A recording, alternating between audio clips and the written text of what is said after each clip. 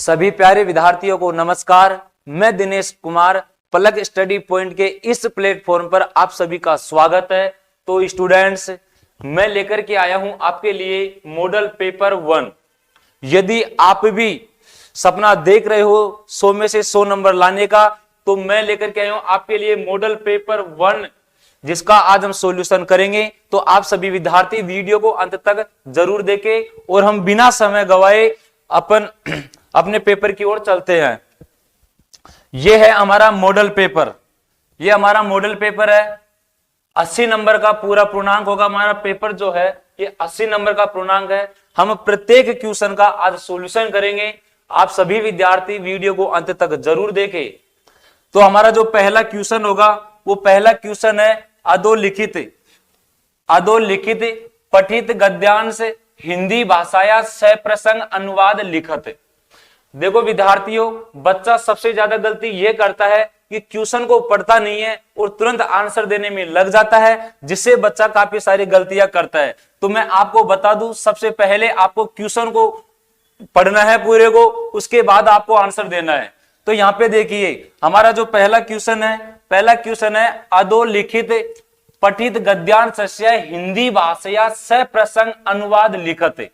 कि नीचे लिखे गए पठित यानी पढ़े हुए, यानी कि ये पढ़ा हुआ है हमारा सीन पैसेज जिसको अपन बोलते हैं, गद्यांश का हिंदी भाषा में सप्रसंग अनुवाद करना है। अब आपको वहां पे दो ऑप्शन मिलते हैं। पहला आप ये वाला कर सकते हो और इसके अथवा में आपको ये मिलता है। चलो मैं आपका इसका आंसर करा देता हूं। देखो पहला है कश्चित कृषक है। आपने देखा होगा जननी तुल्य वत्सला, जो हमारा चैप्टर है सेमुसी भाग द्वितीय का जो 5वां चैप्टर है, उसके अंतर्गत से इसको उठाया गया है और इसकी हमें सप्रसंग व्याख्या करनी है। तो विद्यार्थियों 4 नंबर का क्वेश्चन होगा। मैं आपको बता दूं कि यदि आप मेरे बताए अनुसार इसका सॉल्यूशन करोगे तो आपका एक भी नंबर नहीं कटेगा। देखो विद्यार्थियों, आंसर करने का तरीका होता है।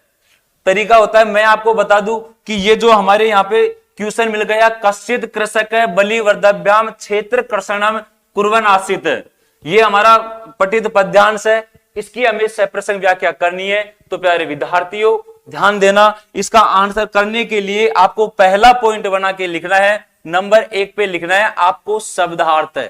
क्या लिखना है विद्यार्थियों? शब्दार्थ। यदि जैसे मैं आपको बता रहा हूं विद्यार्थियों, आपने फॉलो कर लिया तो मैं आपको बता सकता हूं आपका आधा नंबर भी नहीं कटेगा। पहला लिखना है आपको शब्दार्थ। तो विद्यार्थियों आपको यहां पे ये ध्यान रखना है कि यहां पे आपको कोई भी तुक्केबाजी नहीं लगानी है। शब्दार्थ के अंतर्गत आपको जिसका अर्थ आता है आप सिर्फ उसी को ही करें। जैसे आपको इसके अंदर आ रहा है कश्चित है, तो आपने यहां पे लिख लिया कश्चित। आपने इस कश्चित का मतलब होता है यहां पे कोई। क्या होता है? कोई। आपको एक ही आ रहा है तो आप इस एक को ही कर देना, लेकिन गलत नहीं लिखना है। मेरे कहने का मतलब यह है कि मैं आपको एक प्लेटफॉर्म दे रहा हूं कि आपका पेपर इस प्रकार से आएगा और इस प्रकार से आपको इसका सॉल्यूशन देना है। नंबर 2 हमारा जो पॉइंट होगा विद्यार्थियों, वो होगा उसके बाद प्रसंग। क्या होगा विद्यार्थियों? प्रसंग का होगा।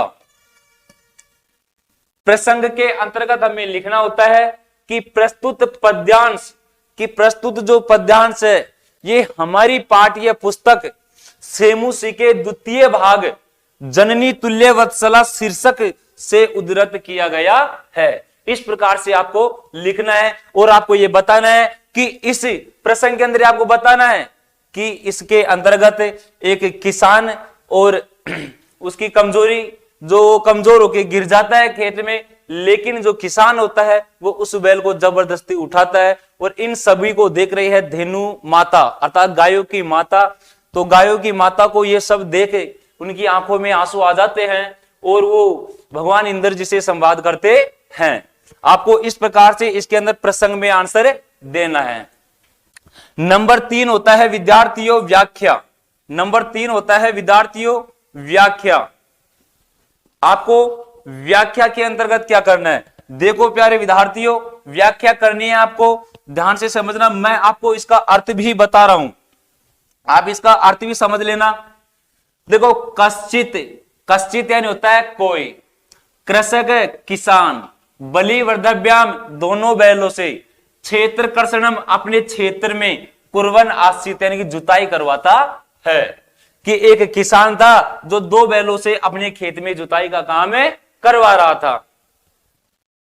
तयो यानी होता है उन दोनों, बलि वर्धयो बैलों में से, एक शरीर से, दुर्बल यानी कमजोर, जवेन तो तीव्र गति से, गंतुम चलने में असक्त आशित असक्त था अर्थात असमर्थ था। ये बताना चाह रहा है कि एक किसान 2 बैलों से अपने खेत में जुताई कर रहा था और उन दोनों बैलों में से एक बैल शरीर से कैसा था, दुर्बल था, जो कि जवेन यानी होता है तीव्र गति से, जो कि तीव्र गति से चलने में असमर्थ था। अतः इसलिए कृषक किसान तम यानी उस दुर्बल वर्षभ यानी दुर्लभ वर्षभ यानी होता है बैल, उस दुर्बल बैल को तोड़ने दुख देते हुए नुदमान कष्ट देते अवर्त कष्ट देता है। सह वृषभ वह जो बैल था वो हल मूडवा हल को लेकर, गंतुम असक्त चलने में भी असमर्थ था, और क्षेत्र पपाता है और क्षेत्र यानी उसी खेत में गिर जाता है। क्रोध कृषिवल क्रोधित होकर जो किसान था वो तमु उत्थाप यितुम यानी कि उसको उठाने का प्रयास करता है, बहुवारम अनेक बार, यत्नम करोति प्रयत्न करता है, कि जब वो बैल चलने में समर्थ नहीं था तो वो उसी खेत के अंदर गिर जाता है, लेकिन जो क्रोधित होकर जो किसान था वो उस बैल को वापस उठाता है। तथापि फिर भी वृष नो उत्थित है, अर्थात वृष यानी बैल जो था वो न उत्थित वो नहीं उठता है। भूमौ यानी भूमि पर, पतित यानी गिरे हुए, स्वपुत्रम अपने पुत्र को, दृष्टवा देखकर, सर्वधेनु नाम यानी कि सभी गायों की माता, मातु यानी माता, सुरभे क्या नाम था, सभी गायों की माता का नाम क्या था, सुरभे। सुरभे नेत्राभ्याम अश्रुणी अविरासन, लगातार, अविरासन होता है लगातार, नेत्राभ्याम अश्रुणी आंखों से आंसू आने लग जाते हैं, कि बैल की इस प्रकार की दशा को देखकर जो गायों की माता सुरभि थी उनकी आंखों से आंसू लगातार आने लग जाते हैं। यह था हमारा नंबर 3 का। और नंबर 4 का जो पॉइंट होता है विद्यार्थियों, वो आपको करना है विशेष, वो आपको करना है विद्यार्थियों विशेष। विशेष के अंतर्गत यदि आपको कुछ भी नहीं आता है तो विद्यार्थियों आप लिख देना कि भाषा सरल, सहज एवं स्पष्ट है। नोट कर लो कि भाषा सरल, सहज एवं स्पष्ट है। नंबर 2 लिख देना कि उपर्युक्त स्थानों पर उपर्युक्त व्याकरण का प्रयोग हुआ है। नोट कर लो, इसको भी करना चाहो तो, कि उपर्युक्त स्थानों पर उपर्युक्त व्याकरण का प्रयोग हुआ है। तो विद्यार्थियों यदि आप इस प्रकार ये 4 टॉपिक कर देते हो तो आपके जो गद्यांश गद्य भाग आता है इसकी व्याख्या करने में आपका आधा भी नंबर नहीं कटेगा। हाँ, आपको एक बात और बता दूं, आपका गद्य भाग आ जाए, आपका पद्य भाग आ जाए, या फिर आपके कोई नाटक आ जाए, नाट्यांश आ जाए, आपको सभी में ये फॉर्मूला अपनाना है, आपका एक भी नंबर नहीं कटेगा। अब मुझे बार बार ये बताने की जरूरत नहीं पड़ेगी विद्यार्थियों, मुझे लगता है कि आपके समझ में आ गया होगा। अब मैं सिर्फ आपकी क्या कर देता हूं, यहां पे व्याख्या बता देता हूं। देखो विद्यार्थियों, आप इन रूल्स को फॉलो कर लेना। जिन विद्यार्थियों ने इन रूल्स को फॉलो कर लिया तो उनकी व्याख्या का एक भी नंबर नहीं कटेगा।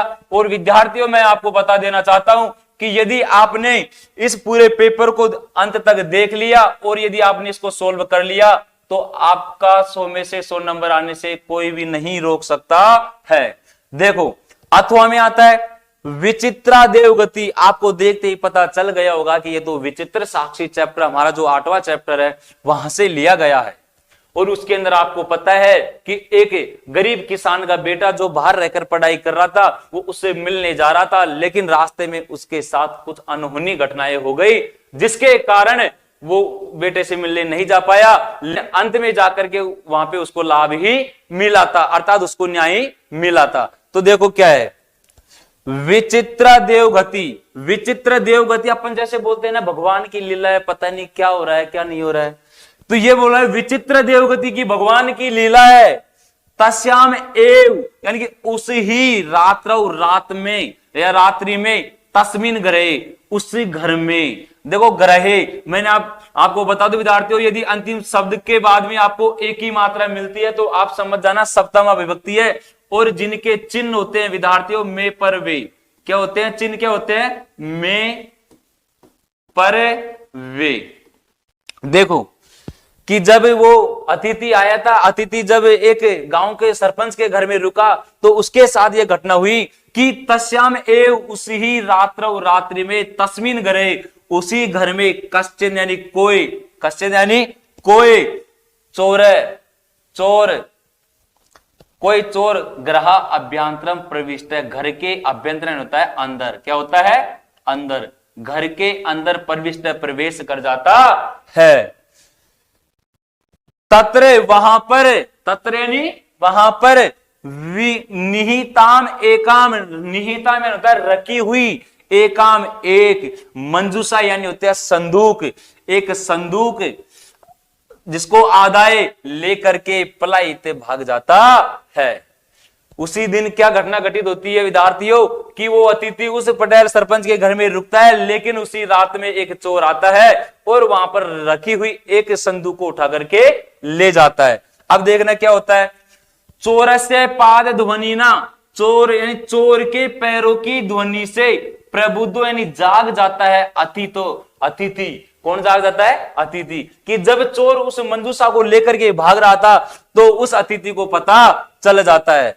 चोर शंकाया, कि चोर की शंका में कि कोई चोर है, तमन्वय धावत, उसके पीछे पीछे दौड़ा और अग्रहणाच, और उसको ग्रहण कर लिया, अर्थात उसको रोक लिया।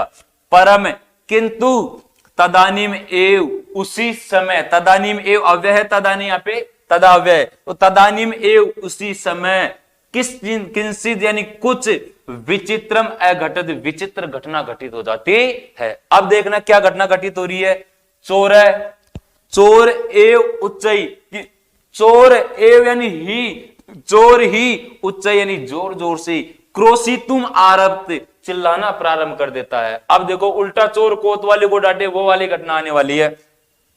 क्या कहता है, जोर जोर से चिल्लाता है, चोरो अयम, चोरो अयम, अयम यानी यह, चोरो यानी चोर, कि यह चोर है, यह चोर है, इति, इस प्रकार से वो जोर जोर से बोलने लग गया। यहाँ पे अतिथि ने चोर को रोका था, लेकिन उस चोर ने उसी को फंसा दिया और क्या कहा कि चोर है, चोर है, इति यानी इस प्रकार से उसने कहा।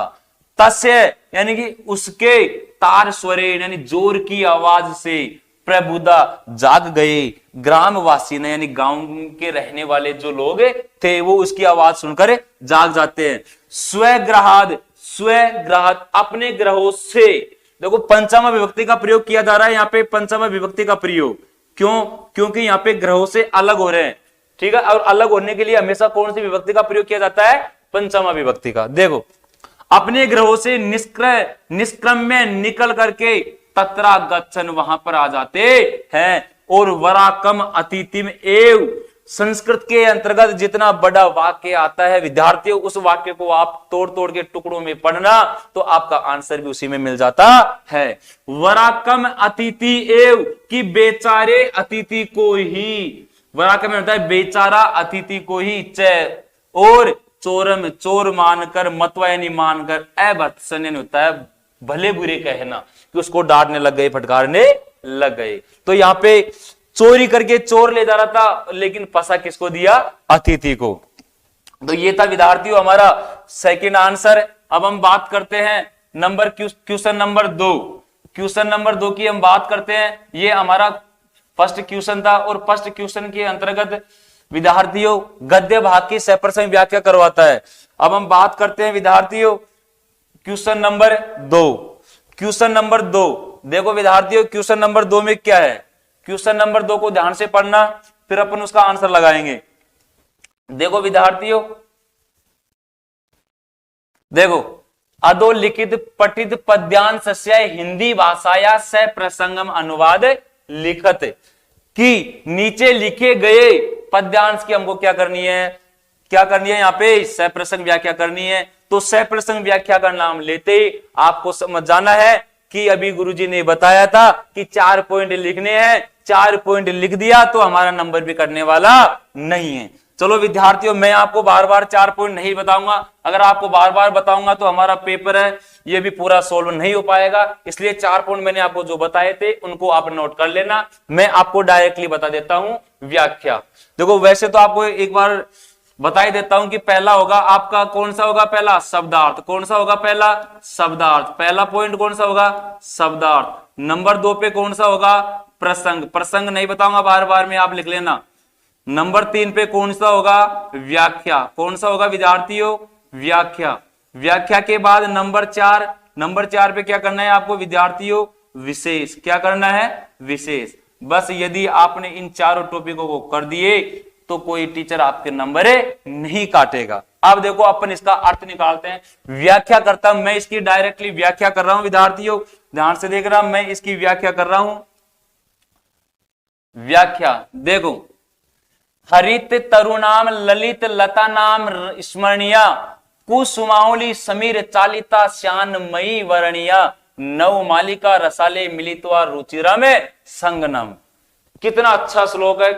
पहला पाठ है हमारा, तो इसकी हम प्रसंग भी करना चाहे तो प्रस्तुत पद्यांश हमारी पाठ्य पुस्तक सेमुसे के द्वितीय भाग के प्रथम चैप्टर वो सूची पर्यावरण शीर्षक से लिया गया है। और इसके अंतर्गत कवि ने गांव की सुंदरता के बारे में वर्णन किया है।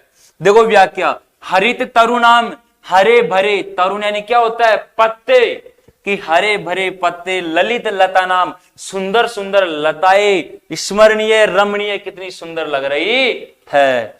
कुसुमावली, पुष्पों की पंक्तियां, समीर चालिता, जब हवा चलती है तो शान में कि निश्चय ही मेरे द्वारा वर्णीय ग्रहण करनी चाहिए। इसके अंदर कवि बताना चाहता है कि जब ये हवाएं चलती हैं तो जो पुष्पों की पंक्तियां और जो हरे भरे वृक्ष और सुंदर लताओं की जो ये पंक्तियां है, इसको मेरे द्वारा ग्रहण करनी चाहिए। नवमालिका रसाले मिलित्वा रुचिर संगमनम। नवमालिका यानी होता है विद्यार्थियों आम्र मंजरी। क्या होता है विद्यार्थियों, आम्र मंजरी। आम्र मंजरी आप सब जानते होंगे। आम्र मंजरी होता है आम के पुष्प, आम के पुष्प। रसाले, रसाले होता है आम, मिलित यानी मिलता है, कि जब आम्र मंजरी जो आम्र पुष्प वो आम के अंतर्गत मिलते हैं तो उनका रुचिर संगमन जो मिलन होता है, रुचिर मतलब मिलन जो होता है वो बहुत सुंदर लगता है। संगमन यानी होता है मिलना, उनका जो संगम होता है वो बहुत ही अच्छा लगता है। दूसरा इसके अथवा में आप विद्यार्थियों कोई सा भी कर सकते हो, उसमें कोई रोक टोक नहीं है। आपको जो आता है आप उसी का आंसर दे सकते हो। देखो, ए मंत्र अक्षरम न अस्ति मूलम औषधम अयोग्य पुरुष न अस्ति योजक स्तर दुर्लभ। ए मंत्र अक्षरम मैंने विद्यार्थियों कई बार बताया है, संस्कृत के अंतर्गत जब यदि किसी भी शब्द या वाक्य के पहले ए लग जाता है तो लगभग जो आंसर आता है वो हमारा नेगेटिव में जाता है। और ए का मतलब होता है नहीं। देखना, ए मंत्र अक्षरम कि मंत्रहीन अक्षर, कि ऐसा कोई अक्षर नहीं है जिसका कोई मंत्र नहीं हो। ना अस्ति नहीं है, ना अस्ति मूलम औषधम, और नहीं है कोई भी जड़ी जिसकी कोई क्या नहीं हो, दवा नहीं हो। अयोग्य पुरुष ना अस्ति, और कोई भी पुरुष अयोग्य नहीं होता है। सिर्फ योजक स्तर दुर्लभ है, उसको जोड़ने वाला सही होना चाहिए। तो प्यारे विद्यार्थियों, आपको समझ में आ रहा होगा। इसी कड़ी को आगे बढ़ाते हुए हम नेक्स्ट क्वेश्चन, हमारा क्वेश्चन नंबर 3 की ओर बढ़ते हैं विद्यार्थियों। क्वेश्चन नंबर 3 देखना भी।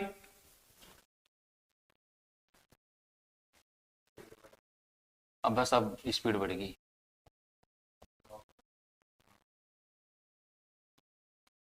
हाँ, मिनट को बता दीजिए, मिनट को थोड़ा ध्यान दे लीजिए बच्चे। तो विद्यार्थियों क्वेश्चन नंबर 3 की मैं बात करूं तो क्वेश्चन नंबर 3 होगा हमारा अधोलिखित नाट्यांश सप्रसंग हिंदी भाषा या अनुवाद लिखत। इसके अंतर्गत भी हमको सप्रसंग व्याख्या ही लिखनी है।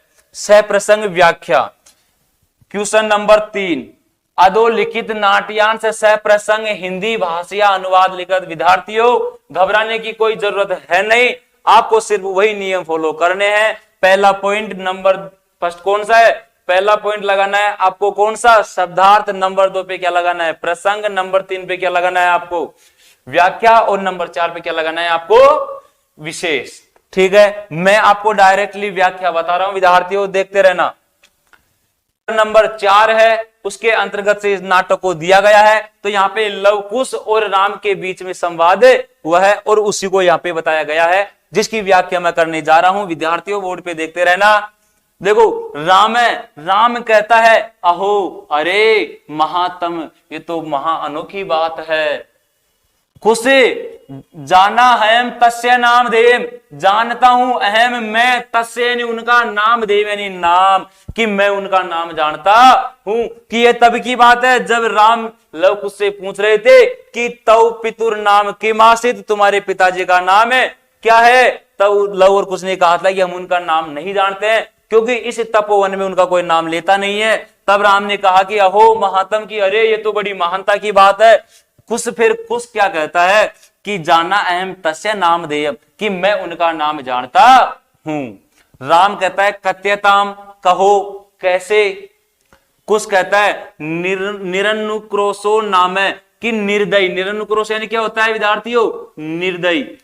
क्या होता है, क्या होता है विद्यार्थियों, निर्दयी। क्या होता है, निर्दयी।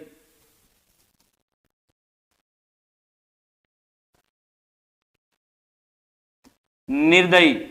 कुश क्या कहता है कि उनका नाम क्या है, निर्दयी नाम है।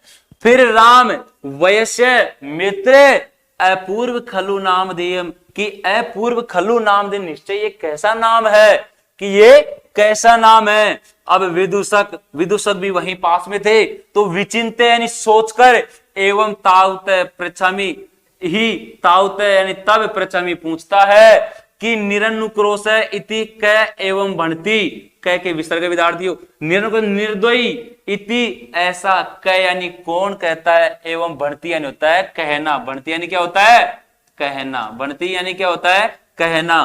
तो विदूषक सोचता है, फिर पूछता है कि निर्दयी ऐसा कौन कहता है। तो कुश कहता है अंबा। विद्यार्थियों अंबा का मतलब होता है मां। क्या होता है, मां।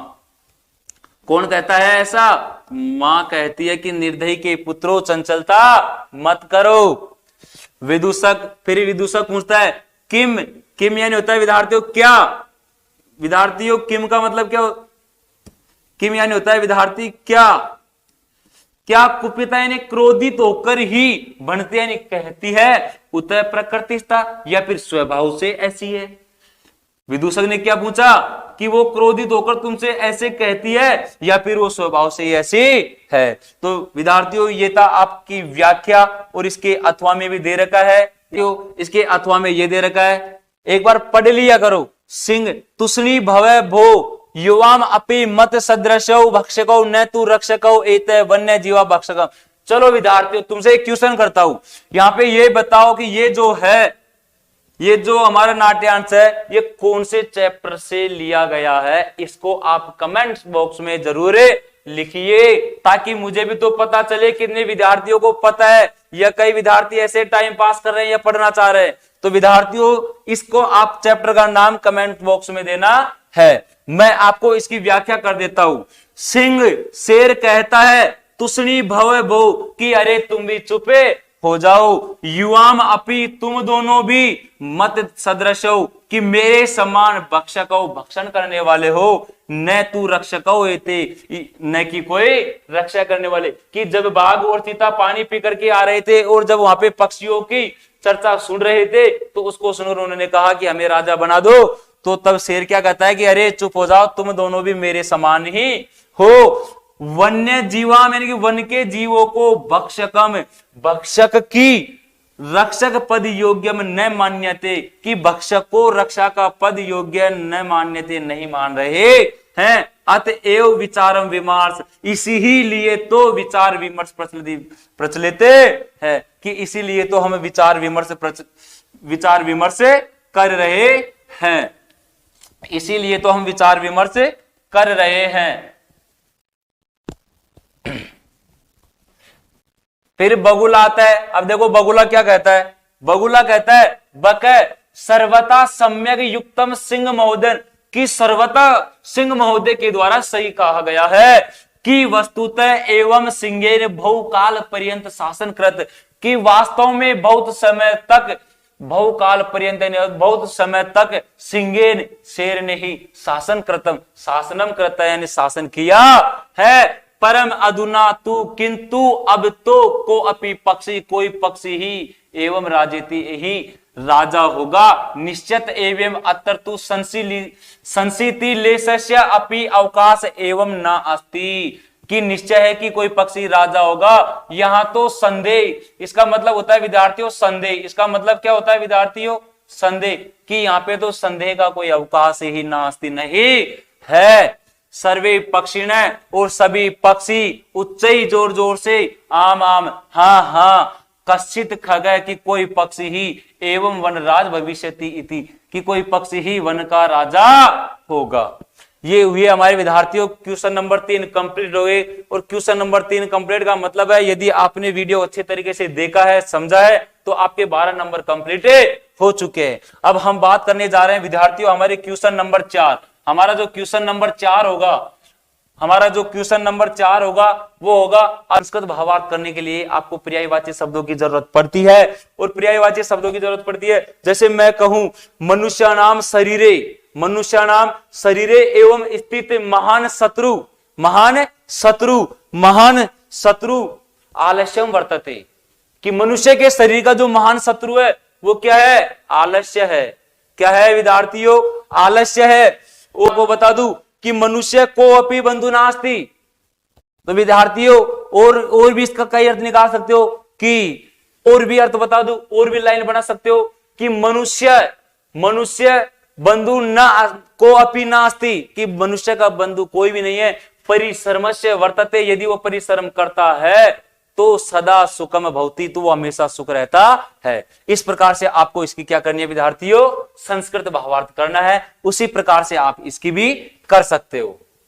ठीक है विद्यार्थियों, इसकी आपको करनी है। पूरा पेपर आपको मैं ही सोल्व करवाऊंगा। तो फिर आप क्या करोगे? आपको सीधा बना बनाया हलवा मिल रहा है तो आप उसको खाओगे। यदि आप बनाकर खाओगे तो आपको और भी अच्छा लगेगा विद्यार्थियों, आपको और भी अच्छा लगेगा। इसलिए इसकी संस्कृत भावार्थ आपको करना है। अब हम बात करते हैं विद्यार्थियों क्वेश्चन नंबर 5। विद्यार्थियों आपको एक बार फिर से बता देना चाहता हूं कि ये जो मैं आपका पेपर करवा रहा हूं ये आपका सेम बोर्ड पैटर्न के अकॉर्डिंग है और आपको विद्यार्थियों बहुत सारा लाभ होगा। यदि आप सपना लेकर बैठे हो कि मेरे 100 में से 100 नंबर आए, तो विद्यार्थियों आपको मेहनत करनी होगी। सिर्फ 3 दिन की बात है। 3 दिन में आपने अगर मेहनत कर ली तो विद्यार्थियों आप शतक प्राप्त कर सकते हो। देखो विद्यार्थियों आपको एक बात मैं फिर बताना चाह रहा हूं कि आपको प्रश्न अच्छी तरीके से पढ़ना है। विद्यार्थी यहीं पे गलती करता है। देखो क्वेश्चन नंबर 5 है हमारा अधोलिखित सप्तसु चतुर्नाम प्रश्नानाम संस्कृते उत्तराणी एक पदेन लिखत, कि अधोलिखित नीचे लिखे गए सप्त 7 में से चतुर्नाम यानी 4 प्रश्नाम संस्कृते उत्तराणी, 4 प्रश्नों के संस्कृत में उत्तर एक पदेन लिखत, एक पद में लिखने हैं। विद्यार्थियों आपको यहाँ पे 7 क्वेश्चन दिए गए हैं और आपको सिर्फ कितने करने इसमें से 4। कई विद्यार्थी गलती कर जाते हैं और पूरे 7 करने लग जाते हैं। विद्यार्थियों समय का भी अभाव होता है आपके पास, इसलिए आपको जो दिया गया है वही करना है। पहला क्वेश्चन है हमारा क्वेश्चन नंबर 1 है भामिनी कया विमुक्ता।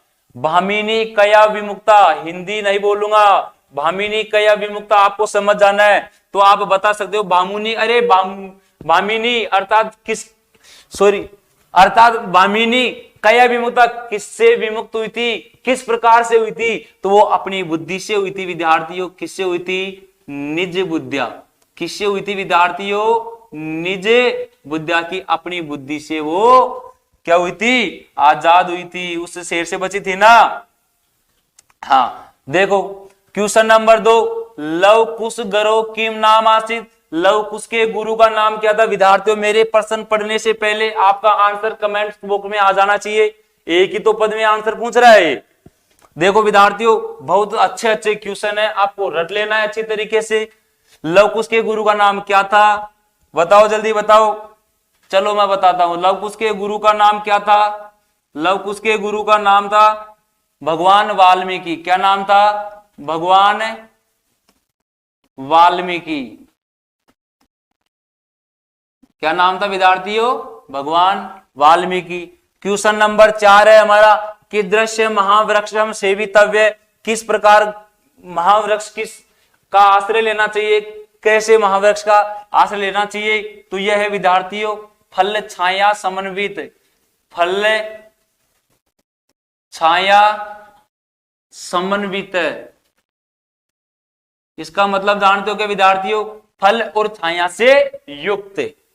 क्वेश्चन नंबर 4 है, मालाकारेण निदागे कश्य पुष्टि व्यरिचि। विद्यार्थियों आपको यदि मैं हिंदी बताने लग गया तो आप संस्कृत पे ध्यान नहीं दोगे। मैं आपको कठिन शब्दों के अर्थ जरूर बता रहा हूं। मालाकारेण होता है माली, निदागी होता है ग्रीष्म ऋतु में, कश्य यानी किसको पुष्ट करता है। अरे माली जो था वो ग्रीष्म ऋतु में किसको पुष्ट करता था? वृक्षों को। और वृक्षों को संस्कृत में क्या बोलते हैं विद्यार्थियों? तरु बोलते हैं। लेकिन यहाँ पे क्या करेंगे अपन? तरव। ज्वालामुखी विस्फोट गगनम के दृश्य जाए थे। ज्वालामुखी विस्फोट हो गया तो गगन हमारा जो आकाश कैसा हो जाता है विद्यार्थियों? आप जानते हो धुएं से भर जाता है। तो क्या होगा इसका? धूमा में। क्या होगा विद्यार्थियों? धूमा में, धूमा में भस्मावृतम, धूमा में भस्मावृतम। व्रत में होता है आवृत हो जाना, ढक जाना, कि धुएं से ढक जाता है। क्वेश्चन नंबर 7 है, प्राणिभ्यो अपि किम रक्षेत। प्राणों की भी रक्षा करनी चाहिए। किससे विद्यार्थियों? सदाचार से। किससे करनी चाहिए विद्यार्थियों? सदाचार से। यदि आप नोट करना चाहो तो इसका आंसर नोट कर सकते हो। मैं इसको अभी यहां से अभी हटा दूंगा। नोट कर लो विद्यार्थियों, जल्दी नोट करो। कर लिया विद्यार्थियों? नोट कर लिया? ठीक है। देखो विद्यार्थियों आपको इसी क्वेश्चन के अंतर्गत 2 भाग मिलेंगे, जिसमें पहला भाग हो गया हमारा ए वाला खंड और दूसरा खंड ब। अधोलिखित क्या है विद्यार्थियों? अधोलिखित सप्तसु चतुर्नाम प्रश्नानाम संस्कृत उत्तराणी पूर्ण वाक्य लिखित। प्रश्न को ढंग से पढ़ना है आपको, पूर्ण वाक्य में आंसर देना है। अब आपको पूर्ण वाक्य में आंसर देना सिखाऊंगा अभी के अभी, देखते रहना। देखो विद्यार्थियों पहला क्वेश्चन है, कीदृश्य कर्म व्यायाम संगीतम कथ्यते। कि किस प्रकार से किया गया कर्म कार्य व्यायाम संगीतम कथ्यते, व्यायाम कहा जाता है। अब विद्यार्थी सोचते हैं इतना बड़ा इसका आंसर कैसे याद करेगी? अरे मैं कहता हूं यहाँ पे कथ्यते के स्थान पर कर लो या फिर इसके स्थान पर कर लो कीदृश्य। प्रश्नवाचक शब्द दे रहा है, इसके स्थान पर एक पद वाला आंसर कर लो, उसके बाद में पूरी लाइन जो की तो लिख दो। देखो मैं आपको एक एक लाइन में आंसर दूंगा और आपको पूर्ण वाक्य में करना है, घर पे बैठ के प्रैक्टिस करना है आपको विद्यार्थियों। देखो कीदृश्य तो अपन को पता है शरीर, शरीराया, शरीराया स जननम, शरीर के द्वारा उत्पन्न। कर्म वो लिख दो यहाँ पे, कर्म यानी क्या होता है? कार्य। शरीर आया सजनम कर्म, कि शरीर के द्वारा उत्पन्न कार्य। व्यायाम संगीतम कथ्यते, व्यायाम कहा जाता है।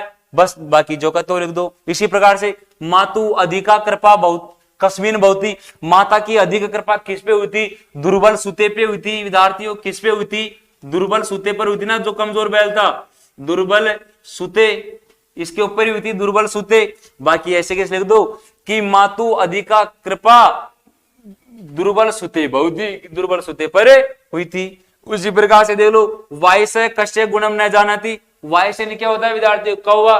कौवा किसके गुण को नहीं जानता है? वसंत ऋतु के गुण को। तो मैं यहाँ पे लिख दूं विद्यार्थियों वसंत। अब बाद में आप इसका आंसर पूरे पूर्ण वाक्य में कर सकते हो कि वायसे वसंतस्य, जिस विभक्ति में पूछ रहा है उसी में आंसर देना है, तो आप यहाँ पे वसंतस्य कर दो कि वायसे वसंतस्य गुणम न जानाति।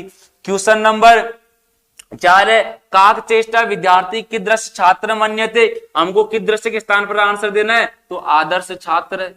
क्या करना है विद्यार्थी? आदर्श छात्र, आदर्श छात्र। क्वेश्चन नंबर 5 देख लो, कश्य पाद ध्वनिना अतिथि प्रबुद्ध जात। अभी मैंने आपको बताया था विद्यार्थियों, किसके पैरों की आवाज से अतिथि जागा था? चोर की पैरों से। तो यहाँ पे देखो चोर षष्ठी विभक्ति में पूछ रहा है, तो अपन में षष्ठी विभक्ति में आंसर देंगे। क्या कर देंगे विद्यार्थियों? चोरस्य। बाकी जो कहते हो कर दो। चोरस्य पाद ध्वनि अतिथि प्रबुद्ध जाता है। तिरु शब्द से कस्य वाचक अस्ति। विद्यार्थियों इसका आंसर आप कमेंट बॉक्स में दीजिए, जल्दी दीजिए। तिरु शब्द का मतलब होता है श्रीवाचक शब्द। क्या है विद्यार्थियों? श्रीवाचक शब्द, श्रीवाचक, श्रीवाचक। अब यहाँ पे तिरु शब्द से कस्य आ रहा है तो यहाँ पे अपन क्या करेंगे? तिरु शब्द कस्य वाचक अस्ति, तो श्रीवाचक अस्ति।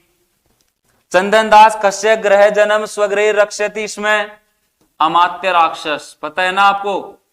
अमात्य राक्षस। विद्यार्थियों मैं आपको और भी धीमी तरीके से बताऊं तो आपका एक पेपर ही नहीं हो पाएगा। मैं आपको तरीका बता रहा हूं, आंसर आपको करना है। ठीक है विद्यार्थियों, अब हम चलते हैं next question number 6। Question number 6 की ओर चलते हैं विद्यार्थियों। पहले क्वेश्चन को ध्यान से पढ़ना है, अब थोड़ा जल्दी करना है अपन को। देखो विद्यार्थियों क्वेश्चन नंबर 6, क्वेश्चन नंबर 6 क्या कहता है ये देखो। पहले क्वेश्चन नंबर 6, एक मिनट विद्यार्थियों।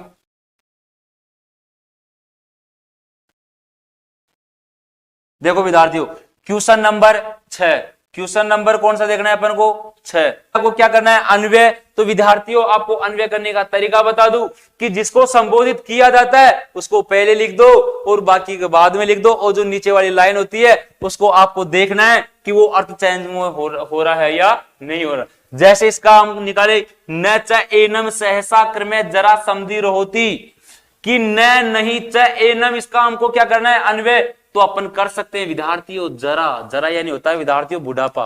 क्या होता है? बुढ़ापा। व्यायाम वाले चैप्टर से लिया गया विद्यार्थियों। सर्वदा व्यायाम पत्य है कि हमेशा लाभकारी होता है क्या?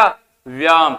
कि जरा च, जरा च। देखो विद्यार्थियों पर लिख देता हूं थोड़ा सा, जरा च, जरा च एनम, क्या है? एनम, जरा च एनम समधि रोहोती, समधि रोहोती सहसा क्रमे, कि बुढ़ापा और जल्दी से नहीं घेरता है, कि अचानक से नहीं घेरता है। किसको? व्यायाम करने वाले को।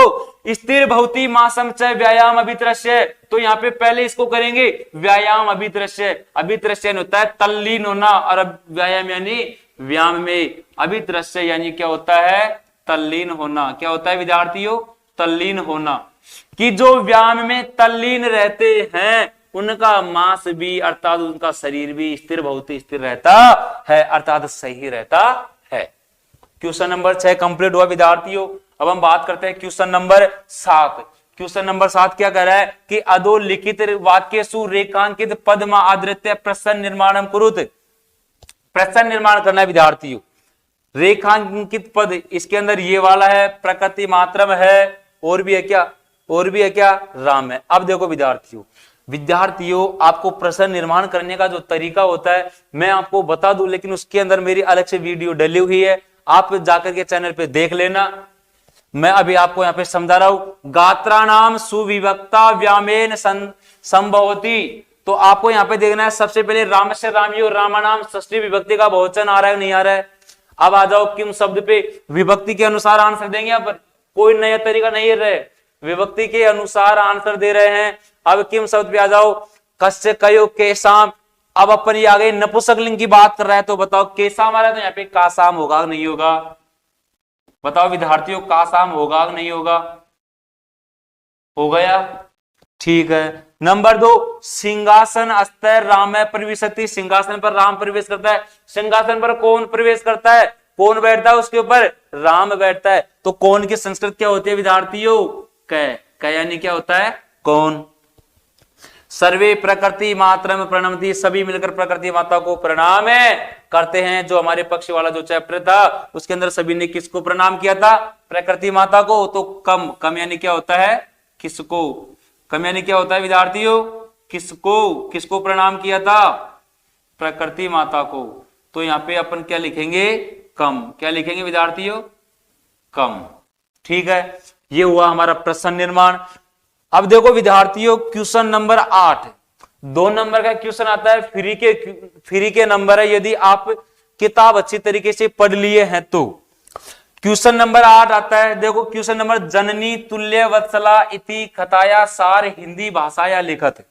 कि जननी तुल्य वत्सला जो हमारा चैप्टर है उसकी हिंदी भाषा में उसका सार लिखना है, उसको हिंदी में लिखना है, उसके अंदर क्या क्या घटना घटित हुई थी।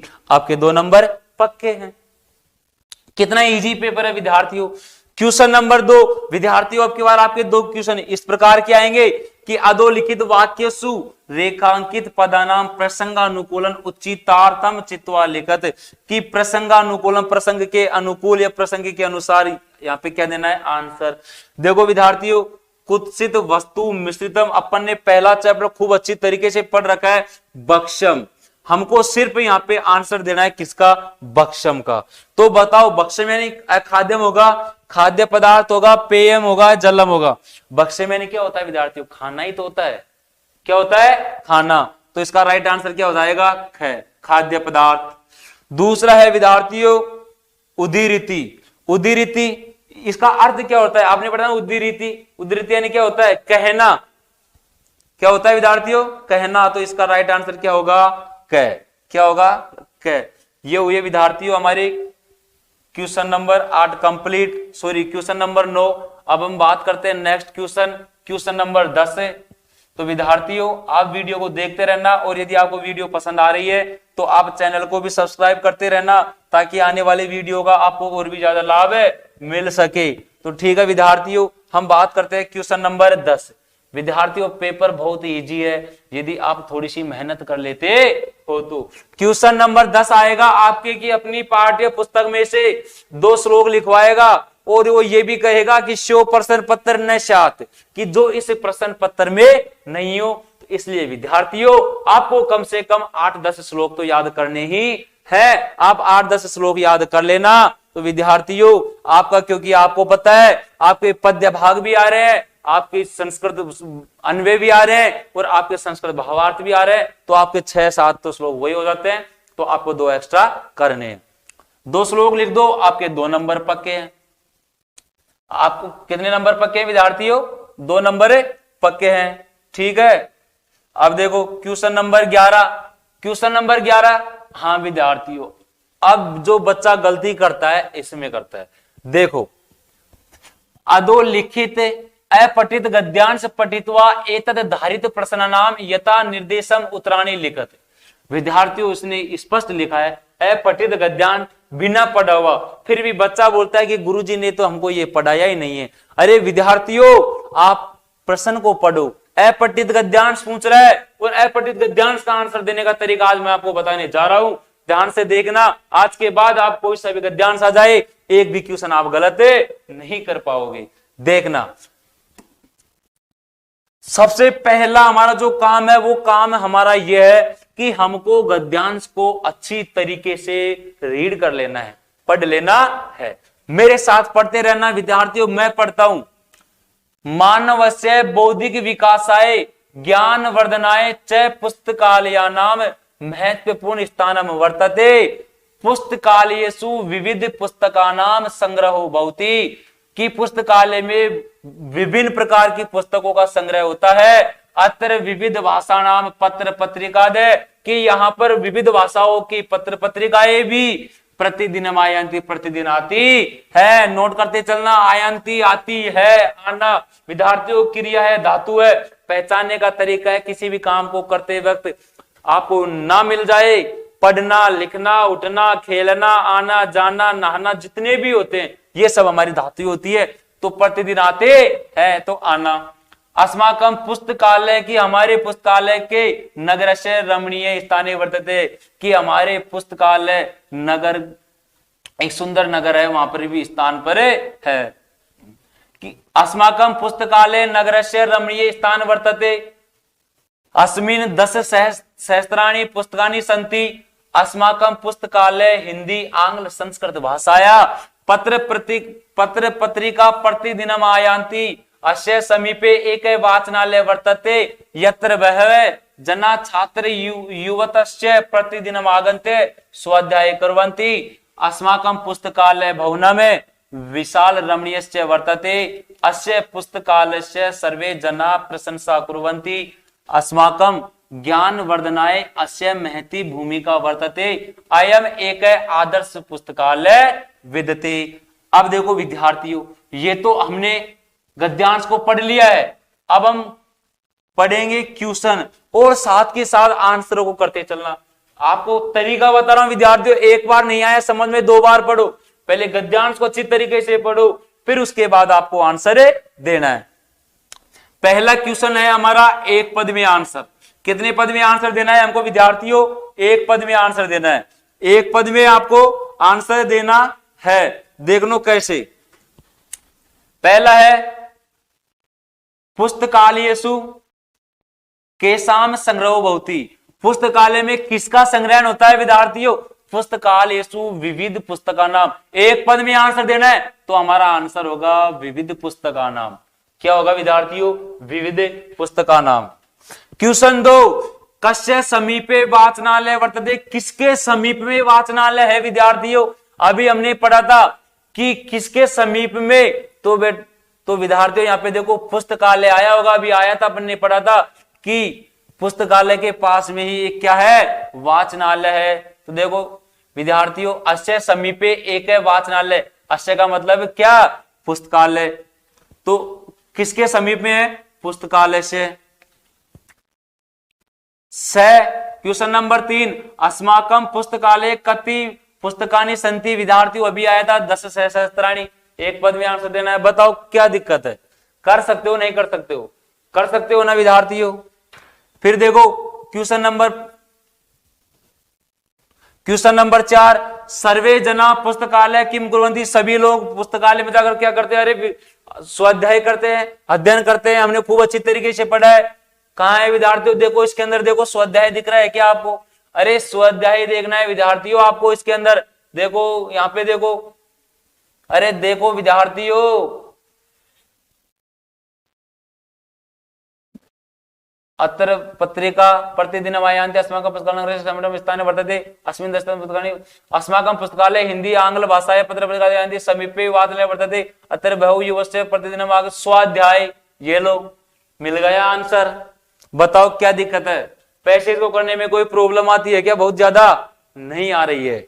ठीक है, कर सकते हो क्या? अरे विद्यार्थियों कर सकते हो या अभी भी मैं ही करवाऊं? चलो कोई ना, मैं ही करवा देता हूं आपको, है ना। देखो अब क्वेश्चन ब भाग खंड 2 के अंदर पूर्ण वाक्य में आंसर देना है। किमर्थ पुस्तकालय नाम किमर्थ। अब देखो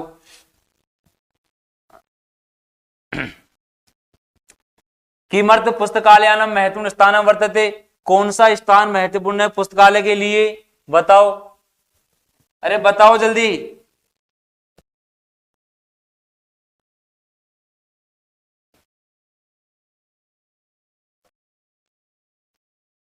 हाँ तो देखिए विद्यार्थियों, क्वेश्चन नंबर 2 यानी कि खंड ब, किमर्थ पुस्तकालय नाम महत्वपूर्ण स्थान वर्तते। अरे क्या महत्वपूर्ण स्थान है? अरे विद्यार्थियों मानव के बौद्धिक विकास करने के लिए महत्वपूर्ण स्थान है कि नहीं है? मानव विकास या मानव बौद्धिक विकास करने के लिए महत्वपूर्ण स्थान है कि नहीं है? क्वेश्चन 2, अस्माकं पुस्तकालय कुत्र वर्तते। हमारी पुस्तकालय कहाँ है? अरे बताओ हमारी पुस्तकालय कहाँ है? वाचनालय के पास में है कि नहीं है? तो देखो अस्माकं पुस्तकालय ये भी नहीं है। अस्माकं पुस्तकालय भवनम विशाल रमणीय ये भी नहीं है। अस्माकं ज्ञान भूमिका वर्तते ये भी नहीं है। क्वेश्चन क्या कर रहा है विद्यार्थी? ये कि अस्माकं पुस्तकालय कुत्र वर्तते, कि हमारा पुस्तकालय कहाँ है। कि हमारा देखो विद्यार्थी, अस्माकं पुस्तकालय नगरस्य रमणीय स्थान वर्तते, तो अपन कहते हैं अस्माकं पुस्तकालय नगरस्य समीपे वर्तते, नगर के समीपे है। बताओ क्या दिक्कत है? क्वेश्चन नंबर 6 वाला देखो, पुस्तकालय के आगंत्य स्वाध्याय कुर्वन्ति। पुस्तकालय कौन आकर स्वाध्याय करते हैं? अरे विद्यार्थियों पुस्तकालय कौन आते हैं? कौन आते हैं पुस्तकालय में? अभी आया था यहाँ पे देखो, ये रहा यत्र बहु जना छात्र युवतश्च प्रतिदिनम् आगन्ते स्वाध्याय कुर्वन्ति। ठीक है, ये वो हमारा। अब हम बात करते हैं विद्यार्थियों खंड 6। सॉरी विद्यार्थी, अभी इसके अंदर एक रह गया है। देखो तीसरा अस्य गद्यांश से समुचित शीर्षकम लिखत। समुचित शीर्षक क्या है इसका? अरे समुचित शीर्षक क्या है इसका? शीर्षक लिखना है। बौद्धिक विकास है कर रहा है, किसका कर रहा है? मानव का कर रहा है। तो यहाँ पे अपन पुस्तकालय लिख सकते हैं। शीर्षक, शीर्षक क्या है हमारा यहाँ पे, शीर्षक क्या है विद्यार्थियों, शीर्षक क्या है, अरे शीर्षक यहाँ पे पुस्तकालय है कि नहीं है, शीर्षक हमारा क्या है यहाँ पे, पुस्तकालय है विद्यार्थियों, क्या है, पुस्तकालय। शीर्षक क्या है विद्यार्थियों, पुस्तकालय, ये हमारा शीर्षक हुआ। ठीक है,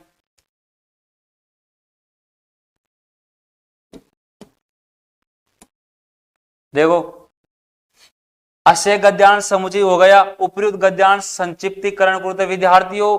इस टॉपिक के अंदर बच्चा ये सोचता है ये क्या दे दिया, अरे संक्षिप्तीकरण का मतलब होता है छोटा रूप, कि इसको संस्कृत में छोटे रूप में आंसर देना है। तो आप इसमें से कोई सी भी लाइन उठा करके आप मानव की मानवस्य बौद्धिक विकासाय ज्ञान वर्धनाय च पुस्तकालय नाम, पुस्तकालय नाम महत्वपूर्ण स्थान वर्तते, तो अतर विविध विविध भाषाणाम पत्र पत्रिका अपि आयान्ति, इस प्रकार से करना है आपको। ठीक है, फिर देखो, फिर हमारा नंबर पॉइंट 4 हो गया। पांचवा क्या कर रहा है कि निर्देशानुसार प्रदत्त विकल्प्य उच्चतम उत्तरम चित्वा लिखत पत्र पत्रिका इति कृत पद गद्यांशे क्रियापदम किम अस्ति। विद्यार्थियों आपको इन चारों का आंसर कमेंट्स बॉक्स में देना है। यदि आपको नहीं आता है तो फिर आंसर उसका मैं दूंगा, लेकिन सबसे पहले आपको ये छांटना है विद्यार्थियों, आपको ये छांटना है, इसका आंसर आपको कमेंट्स बॉक्स में देना है। आप कमेंट बॉक्स में इसका आंसर दीजिए। यदि आपको नहीं आता है तो फिर आपको सॉल्यूशन है मैं दूंगा, पहला प्रयास आपको करना है। ठीक है, नेक्स्ट क्वेश्चन, क्वेश्चन नंबर 12। देखो विद्यार्थियों क्वेश्चन नंबर 12, क्वेश्चन नंबर 12। अब हमारे जो अनुप्रयुक्त व्याकरण है, अनुप्रयुक्त जो व्याकरण है वो स्टार्ट हो जाती है विद्यार्थियों। अनुप्रयुक्त व्याकरण जो है ये हमारी अब स्टार्ट हो जाती है।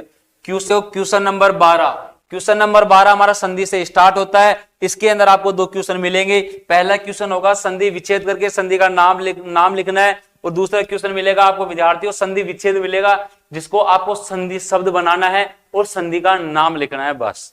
देखो पितुर्ग्रहण मैंने कई बार बताया है विद्यार्थियों, पितुर्ग्रहण मैंने कई बार बताया है कि यदि ए और आ को छोड़कर, ए और आ को छोड़कर कोई सा भी स्वर आ जाए, ए और आ को छोड़कर कोई सा भी स्वर आ जाए, स्वर के बाद विसर्ग आ जाए, और विसर्ग के बाद में विद्यार्थियों तीसरा वर्ण, चौथा वर्ण, पांचवा वर्ण या फिर य र ल व आता है, तो विसर्ग के स्थान पर र हो जाता है। देखो इसका संधि विच्छेद क्या हुआ, पितु प्लस ग्रहण, और इसके अंदर विद्यार्थियों संधि कौन सी हुई, इसके अंदर संधि हुई है विद्यार्थियों रुत्व संधि। और रुत्व संधि किसका पार्ट है, विसर्ग संधि का। किसका पार्ट है विद्यार्थियों, विसर्ग संधि का, विसर्ग संधि का। संचरणम विद्यार्थियों, संचरणम कौन सी संधि है बताओ। अरे आपको बीच में ये दिख रहा है, देखते ही समझ जाना चाहिए, ये तो व्यंजन संधि है। इसका संधि विच्छेद क्या होगा, सम प्लस चरणम, सम प्लस चरणम। चलो विद्यार्थियों आपसे एक क्वेश्चन करता हूं, मैंने आपको यहाँ पे संधि विच्छेद कर दिया है, सम प्लस चरणम, और आपको यह भी बता दूं कि इसके अंतर्गत व्यंजन संधि है। कौन सी संधि है, व्यंजन संधि। अब आपको ये कमेंट बॉक्स में आंसर देना है कि व्यंजन संधि के अंतर्गत भी कौन सी संधि है, आपको कमेंट्स बॉक्स में जरूर बताना है। क्वेश्चन नंबर 13 क्या है, अधोलिखित पदयो संधि कृत्वा संधि नामापि लिखत, कि हमको क्या करना है, संधि पद बना करके संधि का नाम लिखना है। अरे विद्यार्थियों क के अंदर क्या आ रहा है, ए आ रहा है, ए के बाद विसर्ग आ रहा है, विसर्ग के बाद क्या आ रहा है, ए आ रहा है, ये स्थिति होती है। तो विसर्ग के स्थान पर ओ की मात्रा और इस ए के स्थान पर अवग्रह की मात्रा कर दो, आपका कोई भी आंसर गलत है नहीं होगा। क तो बताओ विसर्ग लग रहा है तो क का क्या हो जाएगा, को, और इस ए के स्थान पर क्या हो जाएगा, अवग्रह, और बाद में क्या बचा है, त्र, तो क्या हो जाएगा, कोत्र। और इसके अंदर संधि होती है विद्यार्थियों उत्व संधि। कौन सी संधि है विद्यार्थियों, उत्व संधि। और उत्व संधि किसका पार्ट है, ये भी आपको पता है, वही विसर्ग संधि का पार्ट है। किसका पार्ट है विद्यार्थियों, विसर्ग संधि का। नोट करना चाहते हो तो नोट कर लो विद्यार्थियों। ठीक है, अब हम नेक्स्ट चलते हैं, क्वेश्चन की ओर बढ़ते हैं। तो हमारा नेक्स्ट, अरे विद्यार्थियों ये कितना इजी क्वेश्चन है। सत्यम वद हलंत में के बाद, हलंत में के बाद यदि कोई व्यंजन में या तीसरा चौथा पांचवा वर्ण या फिर य र ल व आ रहा है, तो विद्यार्थियों हलंत मैं के स्थान पर अनुस्वार लग जाता है तो इसका क्या हो जाएगा, सत्यमेव वदे। सत्य बोलो। और संधि कौन सी हो गई, व्यंजन संधि। और व्यंजन संधि में भी कौन सी संधि हो रही है, अरे व्यंजन संधि में भी कौन सी संधि हो रही है, अनुस्वार संधि। कौन सी हो रही है, अनुस्वार संधि हो रही है विद्यार्थियों। कौन सी हो रही है, अनुस्वार संधि हो रही है। अरे विद्यार्थियों कौन सी हो रही है, अनुस्वार संधि हो रही है। ठीक है।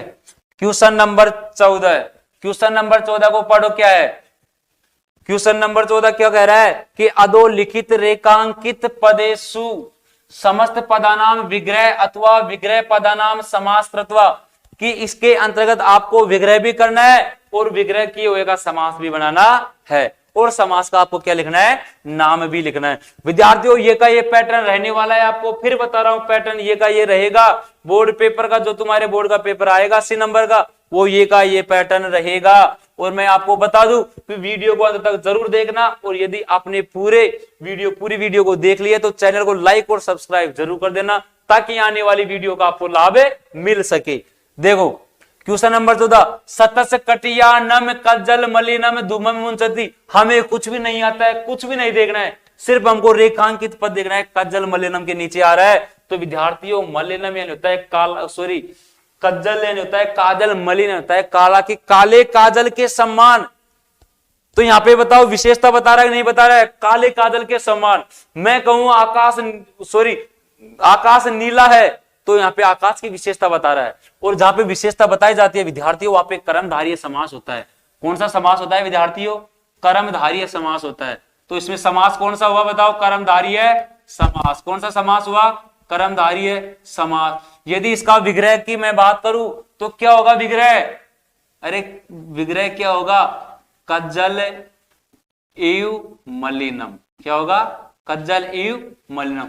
विद्यार्थियों आप साथ के साथ नोट करना चाहो तो नोट कर सकते हो, बाद में फिर आप इसका आंसर ढूंढते फिरोगे। देखो फिर दूसरे, आलस्य ही मनुष्याणाम शरीरस्थो महान रिपु। विद्यार्थियों शरीरस्थो देखना है, अरे शरीर में स्थित, शरीर में स्थित तत्पुरुष समास है कि नहीं है, तत्पुरुष समास में शरीर में स्थित हो रहा है, तो अधिकरण होगा नहीं होगा, तो इसमें क्या होगा, अधिकरण तत्पुरुष समास। क्या होगा विद्यार्थियों, अधिकरण तत्पुरुष समास, अधिकरण तत्पुरुष समास। विमुदादि यस्य से, अरे विद्यार्थियों अब यहाँ पे विग्रह दे दिया, इसका समस्त पद बनाना है, तो अरे बना दो, बनाने में क्या जा रहा है इसको। क्या होगा इसका, जब तक मैं लिखूं उससे पहले तुम्हारा आंसर कमेंट्स बॉक्स में आ जाना चाहिए, नोट कर लिया करो। समास कौन सा है विद्यार्थियों, यस्य से आ रहा है, इसको देखते ही समझ जाया करो कि समास कौन सा है, बहुव्रीहि समास है। कौन सा समास है, बहुव्रीहि समास है। क्वेश्चन नंबर 15, अब हम बात करते हैं क्वेश्चन नंबर 15। अधोलिखित पदेषु रेखांकित पदस्य विभक्ति तत्कारणस्य लिखत, कि नीचे दिए गए इसके अंदर से हमको बेटा इसके अंतर्गत, विद्यार्थियों जो अंडरलाइन है इसके अंतर्गत कारण सहित हमको क्या लिखना है, कारण सहित कारक लिखना है। तो देखो तव वे दोनों न्यायाधिकरण प्रति प्रस्थान हो, वो दोनों न्यायालय के लिए प्रस्थान करते हैं। मैं पहली बात तो आपको विद्यार्थियों ये बता दूं कि यदि आपको मैं के हलंत लग रहा है तो समझ जाना द्वितीय विभक्ति है, लेकिन वो कारण भी पूछ रहा है, तो प्रतियोगे क्या करना है आपको, प्रतियोगे, प्रतियोगे विभक्ति कौन सी होगी विद्यार्थियों, द्वितीय विभक्ति होगी। विद्यार्थियों आपको मैं फिर बता दूं कि यदि आप ये सोच रहे हो कि सर डायरेक्ट आंसर करवा रहे हैं, तो विद्यार्थियों आपको पता है इतना ही समय मिल पाता है। यहाँ पे मैं आपका पेपर सोल्व कर रहा हूं या एक एक चीज को पढ़ाने लग गया तो एक एक चीज को समझाने के लिए एक एक घंटे की क्लास मिल जाएगी। इसलिए यदि आपको डिटेल से पढ़ना है तो आप अलग से पलक स्टडी पॉइंट के नाम से अपने यूट्यूब चैनल पर सर्च कर लीजिए, वहां पे आपको पूरी वीडियो मिल जाएगी। दूसरा है धेनु नाम माता सुरभि आसित, की धेनु नाम माता सुरभि आसित, गायों की माता सुरभि थी। संबंध बता रहा है यहाँ पे, तो संबंध के योग में तो षष्ठी विभक्ति होती है, संबंध योगे, संबंध योगे और संबंध के योग में विभक्ति कौन सी होती है विद्यार्थियों? षष्ठी विभक्ति। अलम अति विस्तृण, अरे विद्यार्थी ये तो आप सबको पता है, अलम के योग में कौन सी विभक्ति होती है? कौन सी होती है अलम के योग में? अरे बोल तो दिया करो, अलम के योग में कौन सी विभक्ति होती है? अलम के योग में कौन सी विभक्ति होती है? अलम योगे, अलम योगे विभक्ति कौन सी होती है? तृतीया विभक्ति। कौन सी होती है विद्यार्थियों? तृतीया विभक्ति। फिर है राम लव कुशव आसनार्धम, विद्यार्थियों मैंने अभी बताया था आपको कि मैं क्या मिल जाता है तो संबंध देना द्वितीय विभक्ति, लेकिन कारण पूछ रहा है तो उपवेशयति के योग में, किसके योग में? उपवेशयति। विद्यार्थियों आपने इसको नोट कर लिया तो इसको मैं इसको साफ कर देता हूं, इसको नोट कर लो। कर लिया है नोट? ठीक है, देखो उपवेशयति योगे, उपवेशयति योगे, उपवेशयति, उपवेशयति योगे कौन सी विभक्ति है? द्वितीय विभक्ति। कौन सी विभक्ति है? द्वितीय विभक्ति। तो ये था विद्यार्थियों हमारा क्वेश्चन नंबर कौन सा?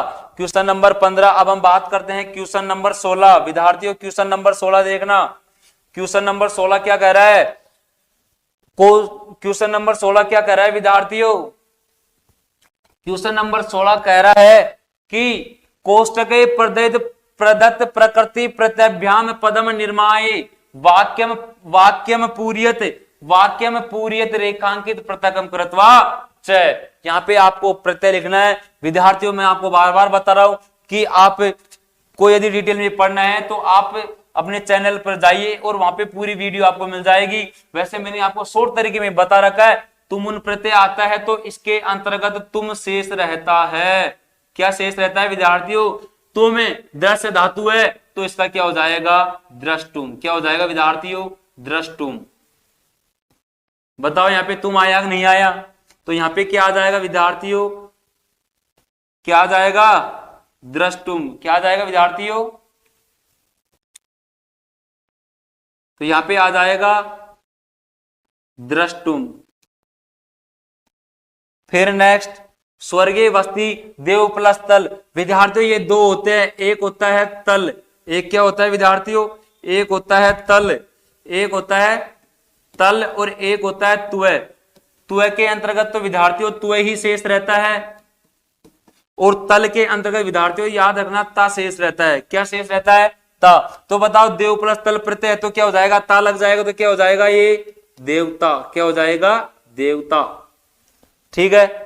गुरु सेवमान शिष्य सुखम लभते। गुरु, अब देखो यहाँ पे सेवमान दे दिया, यहाँ पे इसको अलग करवा रहा है। प्रकृति प्रकृति क्या कर रहा है? प्रकृति प्रत्यभ्याम पद निर्माय, यहाँ पे इसको अलग करना है। मैंने बता रखा है सान्निध्य प्रत्यय में अमान शेष रहता है तो विद्यार्थियों आप इसको कर सकते हो। क्या? सेव धातु प्लस सान्निध्य प्रत्यय। कौन सा प्रत्यय होगा? सान्निध्य प्रत्यय। ये आपका प्रत्यय का टॉपिक है। क्लियर है? नोट करना चाहते हो तो विद्यार्थियों आप नोट कर सकते हो। यदि विद्यार्थी आप नोट करना चाहते हो तो आप इसको नोट कर लो।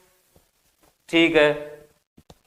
अब हम बात करते हैं विद्यार्थियों question number 16, question number 17। Question number 17 कौन सा क्वेश्चन है? जब तक आप इसको रीड कर सकते हो, जब तक आप क्वेश्चन को रीड कर लो विद्यार्थियों। Question number 17। अब देखो क्वेश्चन नंबर 17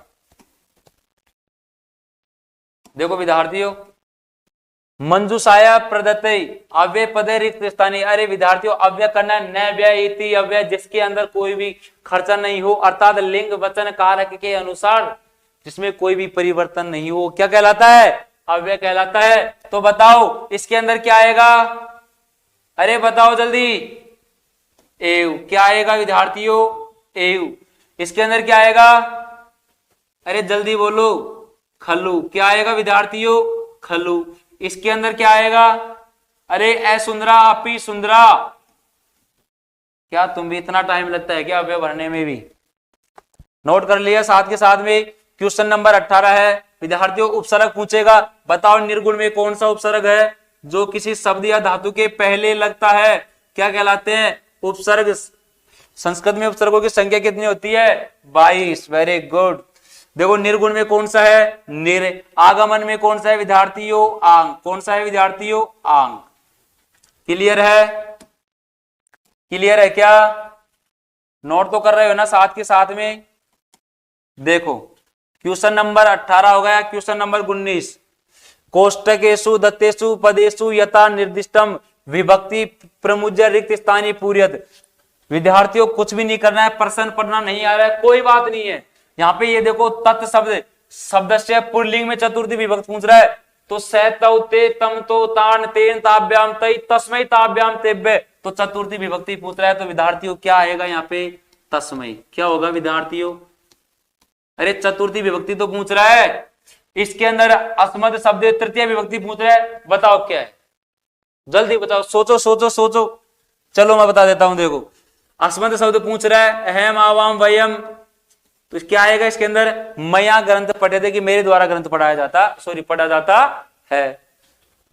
कितना इजी पेपर है। Question number 20, कोष्टकेषु दत्तेषु धातुषु। अब यहाँ पे शब्द रूप पूछा था, यहाँ पे धातु पूछेगा। भू धातु लंग, लंग लकार प्रथम पुरुष का बहुवचन।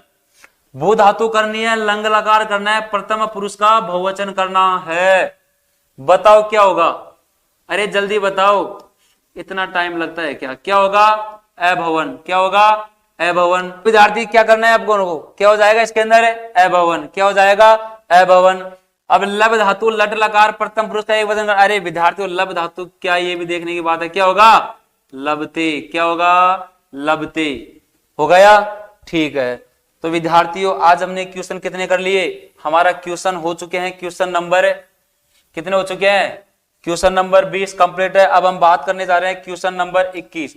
विद्यार्थियों क्वेश्चन नंबर 21 में कुछ भी नहीं है, कुछ भी नहीं है, संख्या पूछ रहा है। यदि आपने अच्छे से पढ़ रखा है तो संख्या कर सकते हो। क्या है यहाँ पे, 117। क्या बोलते हैं 117 को?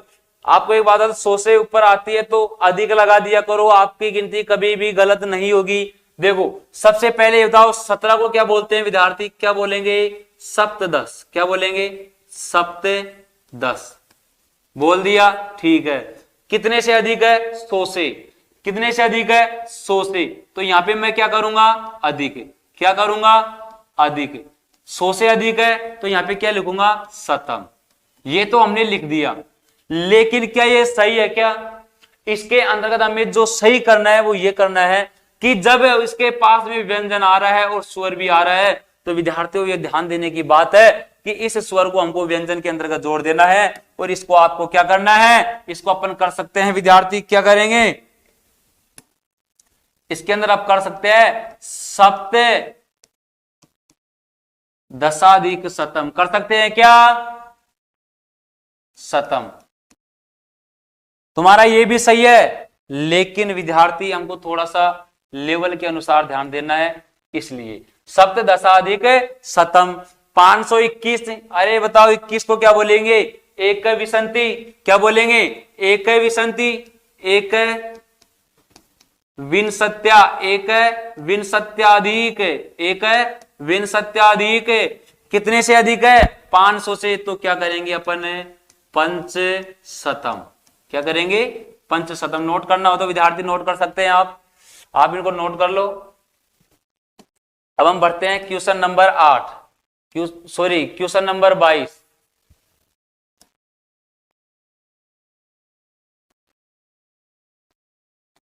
अब हम बात करते हैं क्वेश्चन नंबर 22 की। देखो क्वेश्चन नंबर 22, अब मेरा कुछ भी नहीं है लिखाने का, मैं कुछ भी राइट नहीं कराऊंगा। अब जो भी करना है सब आपको करना है, मैं आपको परफॉर्मेंस दे रहा हूं। अब हम बात करने जा रहे हैं खंड the, question number 22। Question number 22 हमारा क्वेश्चन है, भवान यानी आप राजकीय आदर्श उच्च माध्यमिक विद्यालय कंचनपुर से दशम कक्षाया छात्र अस्ति, छात्र राकेश अस्ति। कि आप क्या बताना चाह रहा है, कि आप राजकीय आदर्श उच्च माध्यमिक विद्यालय कंचनपुर कक्षा 10 के छात्र राकेश हैं, और बहुत पिता अति निर्धन अस्ति। और तुम्हारे पिता बहुत गरीब है तो स्व प्रधानाचार्य शुल्क मुक्त्यर्थम एक प्रार्थना पत्र में लिख। तू तो अपने प्रधानाचार्य को शुल्क मुक्ति पर एक प्रार्थना पत्र लिखना है। विद्यार्थियों, मैं आपको प्रार्थना पत्र लिखवाने नहीं बैठूंगा यहाँ पे, क्योंकि मुझे पता है कि आप सबको ये सारी चीजें आती होंगी, लेकिन फिर भी मैं आपको एक चीज बता दूं, जो आपका जो प्रार्थना पत्र लिखने का जो तरीका है वो आपको सबसे ऊपर यहाँ पे क्या लिखना है विद्यार्थियों, क्या लिखना है? आपको सबसे पहले लिखना है विद्यार्थियों सेवायाम। क्या लिखना है? सेवायाम। आपको जो फीडबैक वो बता रहा हूं, सेवायाम श्रीमंत। क्या है? सेवायाम श्रीमंत, सेवायाम श्रीमंत प्रधानाचार्य जी, प्रधानाचार्य जी। क्या करना है? प्रधानाचार्य जी महोदय, प्रधानाचार्य जी महोदय। विद्यार्थियों, आपको यहां पे ये ध्यान रखना है, यहां पे ये डॉट नहीं लगाना है ना।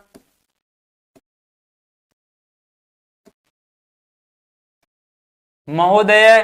फिर यहाँ पे देखो विद्यालय का नाम क्या आया था, अभी देखो विद्यालय का नाम क्या आया था यहाँ पे, विद्यालय का नाम कंचनपुर राजकीय आदर्श उच्च माध्यमिक विद्यालय कंचनपुर। तो आपको यहाँ पे विद्यालय क्या लिखना है विद्यार्थियों? राजकीय, एक मिनट, क्या लिखना है विद्यार्थियों? आपको यहाँ पे क्या लिखना है? राजकीय आदर्श उच्च माध्यमिक विद्यालय कंचनपुरस्य। क्या लिखना है आपको? कंचनपुरस्य, कंचनपुरस्य लिखना है। यहां तक आप कर सकते हो। बताओ अभी तक हमने जो लिखा है वो सब इसी के अंदर से लिखा है नहीं लिखा है? अब क्वेश्चन को देखो और अच्छी तरीके से, क्या कह रहा है, किस पे लिखना है? प्रार्थना पत्र लिखना है, प्रिंसिपल को लिखना है, प्रधानाचार्य जी को शुल्क मुक्ति के ऊपर लिखना है। तो हमने यहां तक लिख दिया, अब हमको लिखना है यहाँ पे विषय। क्या लिखना है विद्यार्थियों? विषय। क्या लिखना है यहाँ पे? हमको लिखना है यहाँ पे विषय। तो हम यहाँ पे क्या लिखेंगे? हमने यहाँ पे कर दिया विषय। अब देखो विद्यार्थियों, विषय लिखने में भी आपको जल्दबाजी नहीं करनी है। हमारा जो विषय होगा, ये हमारा जो विषय है ये भी हम इसी के अंदर से देंगे। किसके ऊपर है? शुल्क मुक्त्या अर्थम। किसके ऊपर है? यदि आपको लिखना नहीं आता है तो आप इसके अंदर से भी कर सकते हो शुल्क, इसको देख देख के कर सकते हो। शुल्क मुक्त्यर्थम, शुल्क मुक्त्यर्थम प्रार्थना पत्रम, प्रार्थना पत्रम। यहां तक आपको करना है विद्यार्थियों। फिर इसके बाद आपको क्या करना है? इसके बाद आपको विद्यार्थियों यहाँ पे क्या लिखना है? मान्यवर जी या महोदय जी, आपको जो अच्छा लगे वो लिख सकते हो। आप यहाँ पे लिख सकते हो महोदय जी, महोदय। फिर आपको सविनय नमन निवेदनम अस्ति मम पिता एक निर्धन अस्ति। ठीक है, इस प्रकार से आपको लिखना है। इसके बाद लिखने के बाद विद्यार्थियों आपको क्या करना है? आपको यहाँ पे लिखना है बहुधीय आज्ञा पालक, बहुधीय आज्ञा पालक, बहुधीय आज्ञा पालक। आपको यहाँ पे क्या लिखना है? बहुधीय आज्ञा पालक है, बहुधीय आज्ञा पालक है। आपका नाम क्या है विद्यार्थी? आपका नाम यहाँ पे राकेश दे रखा है, तो आपको यहाँ पे नाम क्या लिखना है? राकेश है। क्या लिखना है आपको? राकेश है, नाम लिखना है। कक्षा दसम, कक्षा में क्या लिखनी है आपको? दसम। इसको विद्यार्थी आप नोट कर लेना, बीच की जो लाइन है वो आप लिख सकते हो। यदि कोई विद्यार्थी नोट करना चाहता है तो जल्दी से नोट कर लो, ये मैंने आपको एक फॉर्मूला परफॉर्मेंस दिया है। अब हम बात करते हैं विद्यार्थी नेक्स्ट क्वेश्चन। अब हम नेक्स्ट क्वेश्चन की ओर चलते हैं। हमारे क्वेश्चन कितने हो गए? क्वेश्चन 22, क्वेश्चन 22 हमारे कंप्लीट है। विद्यार्थियों आपको एक चीज और बता दूं कि छात्र हमेशा ये कंफ्यूजन में रहता है कि ये दो आ रहे हैं, कौन सा करना है कौन सा नहीं करना है। विद्यार्थियों जो आपको आता है वो करना है, जो आपको आता है वो करना है। ठीक है विद्यार्थियों, अब हम चलते हैं नेक्स्ट। अब हम बात करते हैं विद्यार्थियों क्वेश्चन नंबर 23। क्वेश्चन नंबर 23 के अंतर्गत ये दिए हुए हैं, यहाँ पे आपको दिए हुए हैं ना, ये यहाँ पे आपको ये दिए हुए हैं, यहाँ पे इनको भरना है। अब यहाँ पे वार्तालाप चल रहा है माता और राघव के बीच में, वार्तालाप चल रहा है। तो माता कह रही है राघव तुम किम करोसी, तो यहाँ पे तू हमारा है क्या? तुम ये रहा एक नंबर। तो अपन को यहाँ पे क्या करना है विद्यार्थियों? क्या करना है अपन को? यहाँ पे अपन को करना है तुम। क्या करना है? तुम। फिर कह रहा है राघव की अहम मम विद्यालय गृह कार्यम करोमि, मैं अपने विद्यालय का कार्य कर रहा हूं। तो यहाँ पे क्या करना है आपको, विद्यालय, क्या करना है आपको, विद्यालय। माता कह रही है पुत्र गृह कार्यंत्रम, की गृह कार्य करने के बाद गत्वा तत दुग्ध सापलम। तो यहाँ पे क्या आएगा बताओ, गत्वा इसके अंदर दे रखा है आपनम, क्या आएगा यहाँ पे, आपने में होता है अपने, आपने में क्या होता है विद्यार्थियों, अपने। तो यहाँ पे क्या आएगा, आपनम, क्या आएगा विद्यार्थियों, आपनम, क्या आएगा विद्यार्थियों, आपनम, आपनम। फिर राघव क्या कहता है यहाँ पे देखो, राघव कहता है अहम सायकाले पुस्तकम कृतम, आपने को मिल कि सायकाल को आ जाऊंगा। तो सायकाल यानी शाम की टाइम। तो यहाँ पे क्या आएगा बेटा, सायकाले, क्या आएगा यहाँ पे, सायकाले यानी शाम के समय, सायकाले।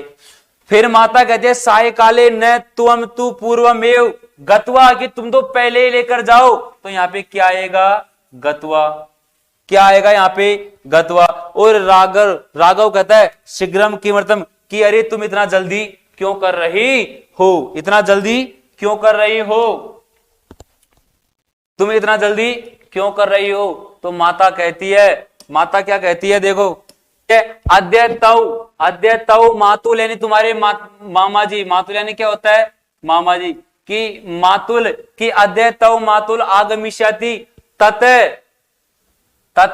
भोजनम, क्या आएगा यहाँ पे, भोजनम, तत भोजनम, भोजनम। और फिर राघव कह रहा है कि मातुल आगमिष्यति चेत अहम इदानीम एवं गत्वा वस्तुनि, क्या आएगा यहाँ पे, वस्तुनि, क्या आएगा यहाँ पे, वस्तुनि।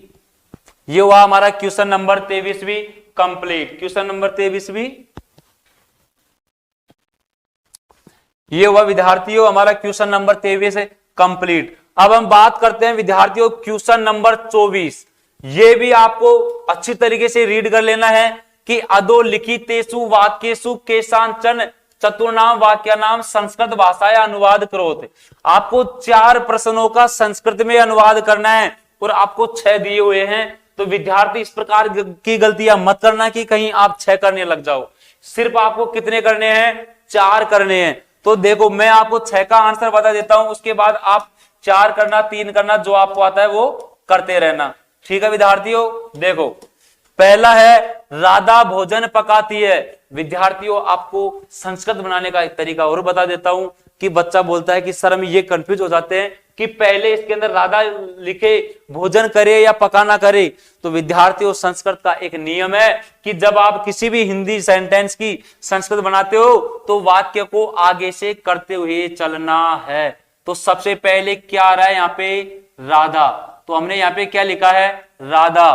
फिर क्या आ रहा है, भोजन, तो राधा ये कर्म बन गया, तो भोजन में पकाती है, तो पकाने को राधा एक वचन है, तो अपन क्या करेंगे, पचती। सहायक पद हमारा जिस वचन और पुरुष का होगा, हमारी धातु भी उसी वचन और पुरुष की होगी। फिर हम बात करते हैं क्वेश्चन 2। क्वेश्चन 2 क्या है, गांव के चारों ओर खेत है। विद्यार्थियों गांव के चारों ओर, तो देखो विद्यार्थियों गांव के चारों ओर खेत है, तो गांव को क्या बोलेंगे अपन, अरे जल्दी बताओ क्या बोलेंगे गांव को, ग्रामम। क्या बोलेंगे, ग्रामम है। चारों ओर को क्या बोलेंगे, परितय। क्या बोलेंगे, परितय। परितय क्या है, क्षेत्राणी संति। क्या है, क्षेत्राणी संति, यानी कि क्षेत्र यानी खेत है, क्षेत्राणी संति। विद्यार्थी जितने भी आपको संस्कृत वाक्य बनाने हैं सबको आगे से करते हुए चलना है। जननी और जन्म भूमि स्वर्गा, जननी और जन्म भूमि स्वर्ग से भी महान है। तो जननी यानी जन्म देने वाली, जननी यानी क्या होता है, जन्म देने वाली, ग्रामम। देखो जननी जन्म भूमिश्च, जन्म भूमिश्च। विद्यार्थियों च का मतलब और होता है, ये हमेशा बाद में लगता है लेकिन अर्थ पहले देता है। जननी जन्म भूमिश्च स्वर्ग से भी, यानी कि स्वर्गा अपि, यानी क्या होता है, स्वर्गा अपि गरीयसी। गरीयसी होता है बढ़ना, स्वर्गा अपि गरीयसी, स्वर्ग से भी बढ़कर है। हिमालय से गंगा निकलती है। अरे हिमालय से गंगा निकलती है, हिमालय से अलग हो रही है, पंचमा विभक्ति का प्रयोग करेंगे तो सबसे पहले क्या करेंगे, हिमालयात। क्या करेंगे, हिमालयात। क्या निकलती है, गंगा, हिमालयात गंगा प्रभवंती। प्रभवंती यानी होता है बहना, प्रभवंती। बताओ क्या दिक्कत है, हम दोनों जल पीते हैं, आगे से करते हुए चलना है। हम दोनों की संस्कृत क्या होती है बताओ, अरे जल्दी बताओ, हम दोनों की संस्कृत क्या होती है, अहम आवाम वयम। तो क्या होती है, हम दोनों की क्या होती है, अहम आवाम। क्या होती है विद्यार्थियों, आवाम। तो बताओ अहम, हम दोनों की क्या हो गई, आवाम। हमने क्या लिखा है, आवाम जल पीते हैं तो आवाम जलम।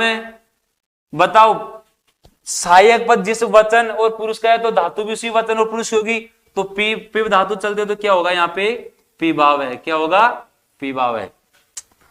जल के बिना जीवन संभव नहीं है। अरे जलम बिना जीवनम नास्ति, कि जल के बिना जीवन है नहीं है, तो आप कर सकते हो। देखो जल के बिना, तो यहाँ पे मैं थोड़ा इसको, यहाँ पे सॉरी विद्यार्थियों, इसको पहले इसको थोड़ा सही कर देता हूं एक बार।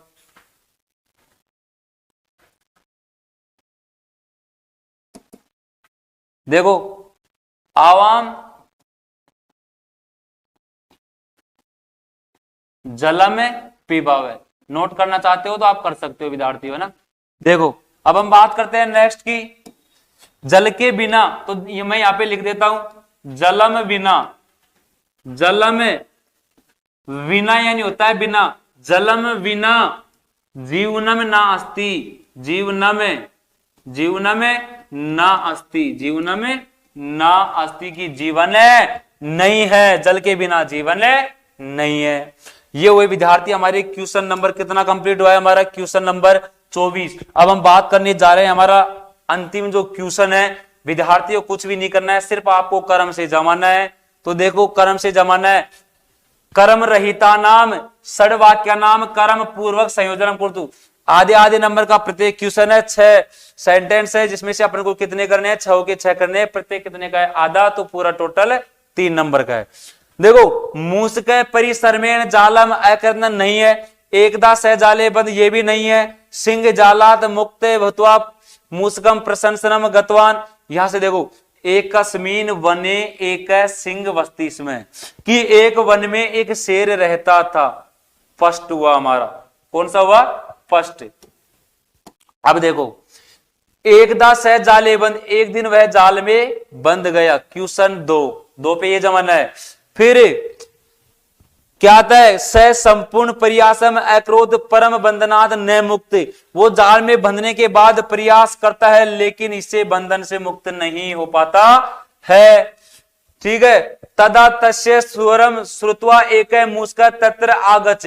तब उसके स्वर को सुनकर एक चूहा वहां पर आ जाता है। 4 पे ये लगाना है। ठीक है, मूसक परिसरमेण जालम अक्रंद, कि चूहा अपनी मेहनत से उस जाल को क्या कर देता है, अक्रंद काट देता है। तो 5 पे ये आ गया। फिर अंत में क्या था, सिंह जालात यानी जाल से मुक्त भुतवा मूसक प्रसन्नम, जाल से मुक्त हो जाता है और प्रसन्न हो जाता है। 6 पे ये आ गया। ये आपको कर्म से जमाना है। तो विद्यार्थियों ये था हमारा मॉडल पेपर। यदि आपको वीडियो अच्छी लगी हो, आपको पसंद आई हो, तो हमारे चैनल को लाइक करें, हमारे चैनल को सब्सक्राइब करें, वीडियो को लाइक करें, कमेंट्स करें, शेयर करें। धन्यवाद।